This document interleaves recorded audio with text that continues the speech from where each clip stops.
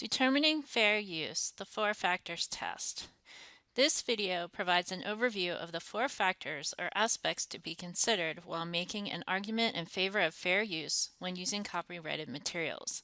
It also presents two scenarios in which it is either possible to develop a credible fair use argument or not very likely that a fair use argument would be accepted.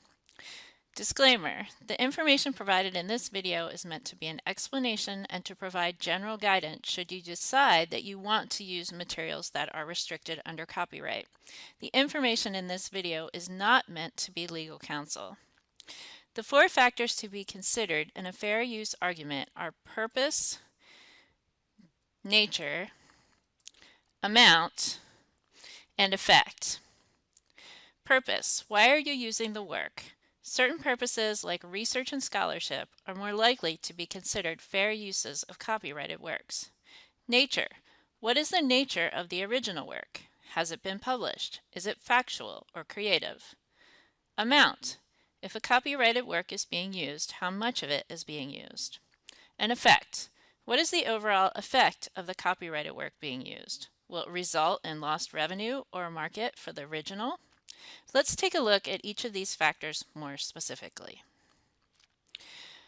Purpose: using a copyrighted work for teaching, research, scholarship, or other essentially non-profit efforts are usually uses that slant in favor of fair use. Creating a parody or a derivative work that presents content of the original in a new way can be considered a transformative use and also leans in favor of a fair use argument. On the other hand, if the copyrighted material is being used to produce another product or material for buying and selling that is not significantly different than the original, then arguing fair use is likely to be rather futile. This screen includes an example of a fair use symbol that you will sometimes see on the left side, as well as a copyright all rights reserved icon. These symbols were obtained from Wikimedia Commons and were labeled as in the public domain, meaning they are not copyright restricted.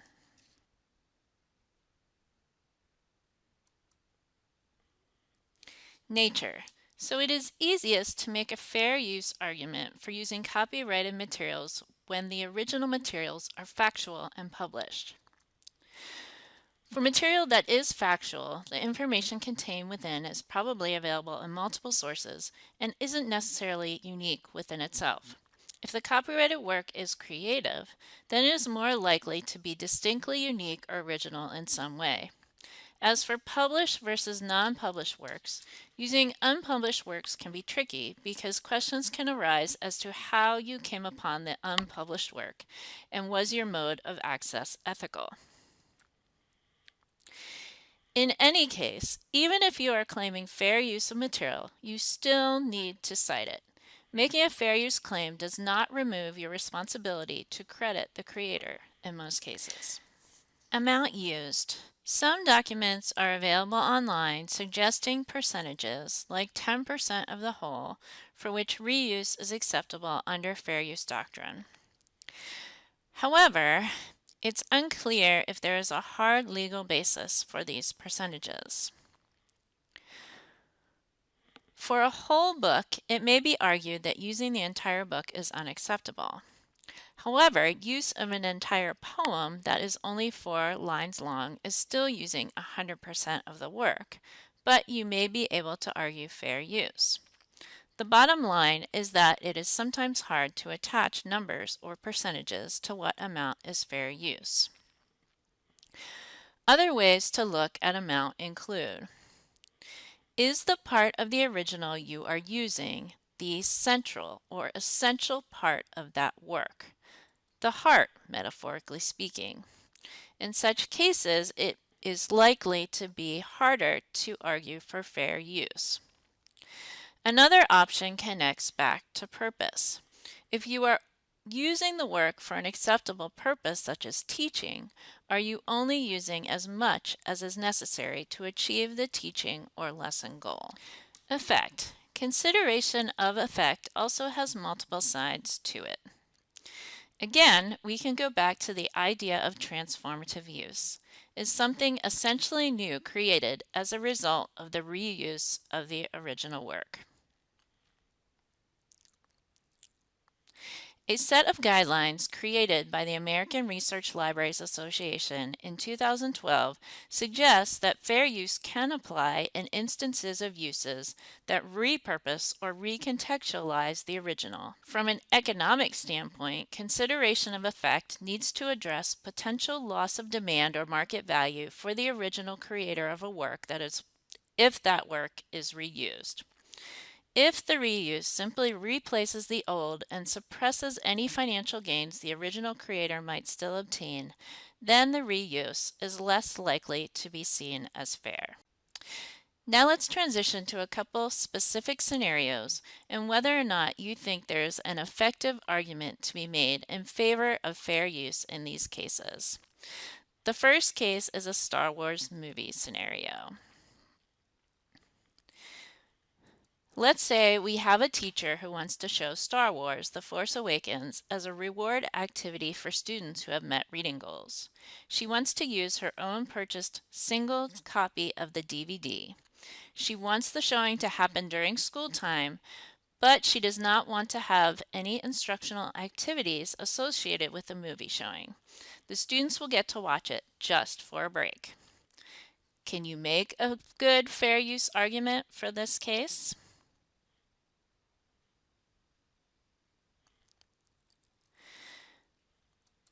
The answer is no, probably not. If we go through each of the factors, the obvious one is purpose. There is no teaching purpose in this particular use of the Star Wars film. It is simply for entertainment. Nature of the original: it was commercially published or produced for entertainment. Amount: it seems that the teacher wants to show the entire movie. Effect: it could be argued that seeing the movie for free at school may stop some students' families from purchasing their own copies or access to the film, thereby negatively impacting sales. It is unlikely that a fair use argument would be accepted under these circumstances. Let's call the second scenario the Nocturnal Mammals article scenario. So looking at the scenario details you see on the screen, we are talking about an elementary school science teacher doing a unit of study on nocturnal mammals.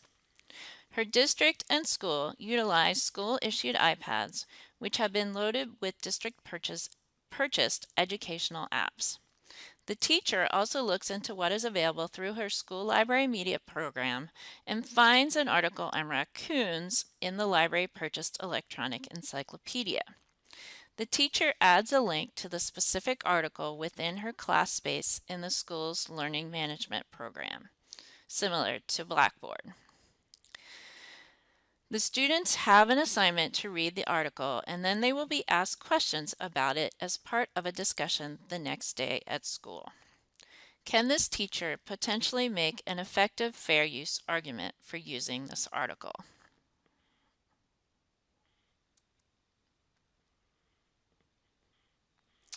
Yes, this is a pretty solid example of something likely to be considered fair use, provided the following are true. The nature of the original work is non-fiction factual, which is suggested by the fact that it is described as an encyclopedia or reference article. The teacher is putting a link to the article into the learning management system rather than uploading a scanned copy or PDF document version of the article. It is almost always better to link out to the original source. Also, the teacher is really only using the one article rather than the whole encyclopedia. So the link should go to the individual article specifically. The access to the article will be to students in her class or school who have access to her class content, not the whole world via the open web. Access to the school's programs likely requires students to log in some way. And finally, effect. Because the article being used is described as as factual rather than creative, it is unlikely that this use would dissuade others from purchasing access to the encyclopedia, either to look up other subjects or to refer back to specific details within the same article. Remember that there are other ways to find and use materials with students that don't require making a fair use argument. These include using materials to which your school or district has purchased the appropriate rights for reuse in public showings. Or if you are trying to supplement what your school has access to, look for materials marked with Creative Commons or Public Domain (CC0) licenses, thereby avoiding potential copyright infringement.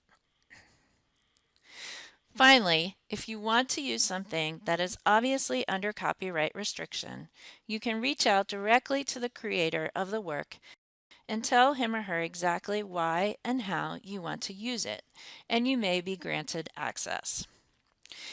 You will notice throughout this video that various images were used. All these images are available to be used either as public domain images or under Creative Commons licenses, and they should be labeled accordingly.